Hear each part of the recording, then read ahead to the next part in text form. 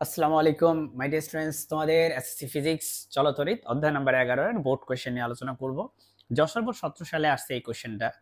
তোমরা দেখতে পাচ্ছ কোশ্চেনটা হচ্ছে পরিবাহী তারের রোধ নির্ভর করে কোনটির উপর।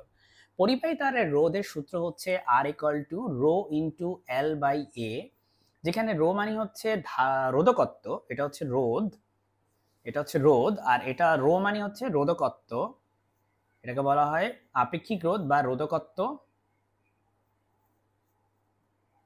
আর এখানে দেখো এল মানে হচ্ছে পরিবাহীর দৈর্ঘ্য, যদি এটা একটা পরিবাহী তার হয়। হ্যাঁ, খুব বাজে তার আঁকছি, দেখো আরেকটা সুন্দর করে আঁকি। এটা যদি একটা পরিবাহী তার হয় তাহলে এই তারের দৈর্ঘ্য কতটুকু, সেটা হচ্ছে এল। আর এ মানে এই যে প্রস্থচ্ছেদের ক্ষেত্রফলটা, যেটা আসলে একটা বৃত্ত একটা পরিবাহীর ক্ষেত্রে। সো এখানে তুমি দেখতে পাচ্ছ যে রো এর উপর ডিপেন্ড করে, এল এর উপর ডিপেন্ড করে, এর উপর ডিপেন্ড করে। এ মানে প্রস্থচ্ছেদের ক্ষেত্রফল, বিভবের উপর ডিপেন্ড করে কি রোধ, না ডিপেন্ড করে না। তড়িৎ প্রাবল্য আছে কি এখানে, নাই। তড়িৎ প্রবাহ কি আছে, নাই। তাহলে কার উপর ডিপেন্ড করে, প্রস্থচ্ছেদের ক্ষেত্রফল, ইয়েস সেটা তো আছে। সো উত্তর হবে হচ্ছে ঘ,